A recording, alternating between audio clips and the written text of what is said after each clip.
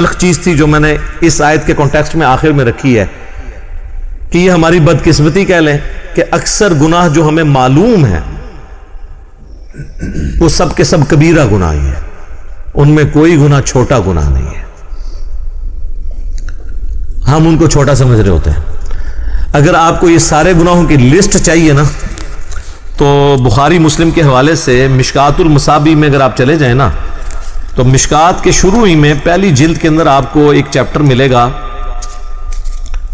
گناہ کبیرہ کا بیان، چونکہ ایک کمبائنڈ فارم میں نوٹس ہیں مشکات، میں اسی لیے بار بار ایمفسائز کرتا ہوں کہ مشکات ضرور لیں۔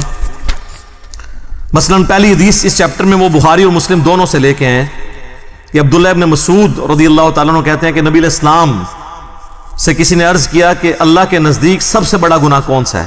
تو آپ نے فرمایا کہ تم اللہ کا شریک بناؤ حالانکہ اس نے تمہیں پیدا کیا ہے، یعنی شرک سب سے بڑا گناہ۔ اس نے پوچھا اس کے بعد، فرمایا اس اندیشے سے بچے کو قتل کر دو کہ وہ تمہارے ساتھ کھائے گا، اولاد کو اس لیے سے ایک فیملی پلاننگ ہے وہ الگ چیز ہے، اس کا جواب موجود ہے، اس میں میری ویڈیوز ریکارڈ ہے۔ ایک یہ کہ پریگنینسی آئیڈینٹیفائی ہو گئی ہے اور آپ بچے کو قتل کر دیتے ہیں یا بچوں سمیت خودکشی کر لیتے ہیں، جو پاکستان میں خبریں اکثر آتی رہتی میڈیا میں۔ اس نے عرض کیا اس کے بعد تو فرمایا اپنی پڑوسی کی بیوی کے ساتھ بدکاری کرنا، بدکاری تو کسی کے ساتھ بھی کرنا برا ہے لیکن پڑوسی کا چونکہ حق ہے اس لیے اس کو ذکر کیا۔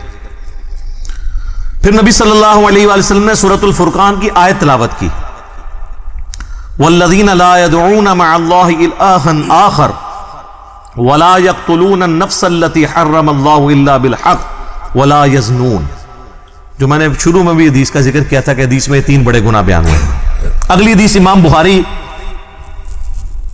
لے کے آئے ہیں جو مشکات والے امام نے نقل کی ہے کہ نبی علیہ السلام نے فرمایا اللہ کے ساتھ شریک بنانا، والدین کی نافرمانی کرنا، کسی کو ناحق قتل کرنا اور جھوٹی قسم اٹھانا کبیرہ گناہ ہے۔ دیکھ لیں یہ بھی کبیرہ ہے۔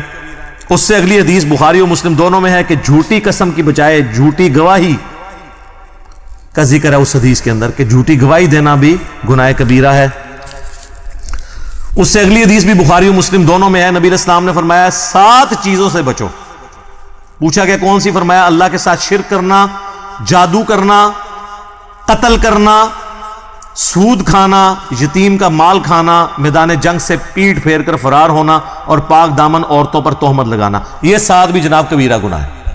میں نے کہا تھا یہ بدقسمتی ہے کہ جتنے گناہ ہمیں نون ہے نا وہ سارے کبیرہ ہیں۔ اس سے اگلی حدیث بھی بخاری اور مسلم دونوں میں ہے، نبی علیہ السلام نے فرمایا جب زانی زنا کرتا ہے اس وقت وہ مومن نہیں ہوتا، جب چور چوری کر رہا ہوتا ہے وہ اس وقت مومن نہیں ہوتا، جب شرابی شراب پی رہا ہوتا ہے وہ اس وقت مومن نہیں ہوتا، اور جب وہ یہ کام کر چکتا ہے تو یعنی ایمان اس میں سے نکل جاتا ہے، اس کے بعد اس کے اندر ایمان دوبارہ لوٹتا ہے، اور خیانت کرنے والا خائن اس وقت مومن نہیں ہوتا۔ اور پھر آخر میں الفاظ ہیں پس تم بچ جاؤ، پس تم بچ جاؤ، 2 دفعہ نبی علیہ السلام نے فرمایا۔ تو آگے بخاری مسلم دونوں میں حدیث ہے منافق کی 3 نشانیاں ہیں، جب بات کرے تو جھوٹ بولے، وعدہ کرے تو خلاف ورزی کرے، اور جب امانت رکھی جائے خیانت کرے۔ لو جی پوری قوم کے اوپر فٹ ہو رہی ہے۔ اور مسلم میں تو آگے الفاظ ہیں اگرچہ وہ روزہ رکھے، نماز پڑھے اور مسلمان ہونے کا دعویٰ بھی کرے تب بھی وہ منافق ہے، یعنی عملاً منافق ہے، اعتقاداً نہیں، اعتقاداً تو مسلمان ہے لیکن عملاً منافق ہے۔ اور ایک اور حدیث ہے بخاری اور مسلم کی، اس میں 4 چیزوں کا ذکر ہے، نبی علیہ السلام فرمایا جو 4 خصلتیں جس میں ہوں گی وہ پکا منافق ہے، اور جس میں ایک ہوئی وہ بھی نفاق کی ایک شاخ کے اوپر ہے، یہاں تک کہ اس عمل کو چھوڑ دے۔ نمبر 1 امانت رکھی ہے تو خیانت کرے، نمبر 2 بات کرے تو جھوٹ بولے، نمبر 3 عہد کرے تو توڑ دے، اور جب جھگڑا ہو تو گالی گلوچ پر اتر آئے۔ یہ علماء تو آلموسٹ سارے اس میں آتے ہیں، گالی گلوچ پہ اتر آتے ہیں نا، کیسی کیسی موٹی موٹی گالیاں دیتے ہیں۔ اور عوام الناس تو اب مجھے بتا دیں، ہم تو وہ شعر لے کے چل رہے ہیں کچھ بھی ہیں تیرے محبوب کی امت سے ہیں، یہاں تو معاملہ ہی کہاں سے کہاں پہنچ گیا۔ صحیح مسلم میں حدیث ہے نبی علیہ السلام ایک اناج کے ڈھیر کے پاس سے گزرے، آپ نے اپنی مبارک انگلیاں اس میں داخل کی تو وہ گیلی تھی، آپ فرمائے یہ کیا؟ کہ یا رسول اللہ رات کو بارش ہو گئی تھی تو اناج گیلی ہو گئی. آپ نے فرمایا تم نے گیلی اناج اوپر کیوں نہیں کی؟ تاکہ لوگ اس کے عیب کے اوپر مطلع ہوتے, اس کے بعد کسی کی مرضی کہ وہ خرید کے لے جائے گھر جا کے خشک کر لے. لیکن تم نے اس طرح کیوں کیا کہ اوپر خشک رکھی اور اندر گیلی؟ اور پھر آپ نے فرمایا جس نے ملاوٹ کی وہ ہم میں سے نہیں. یہ وہاں پہ آپ نے فرمایا تھا, یہ پوری حدیث مسلم شریف میں یوں ہے, جو آخری حصہ پکڑا ہوا ہے, جس نے ملاوٹ کی وہ ہم میں سے نہیں. اور وہ ملاوٹ سے سمجھ رہے ہوتے ہیں صرف دودھ میں ملاوٹ کرنا ملاوٹ ہے. ملاوٹ یہ ہے کہ آپ غرر کریں, عربی میں غرر کہتے ہیں دھوکے کو. کوئی بھی دھوکہ کسی فارم کے اندر, کسی کاروبار کے اندر, وہ اس کو حرام کر دے گا.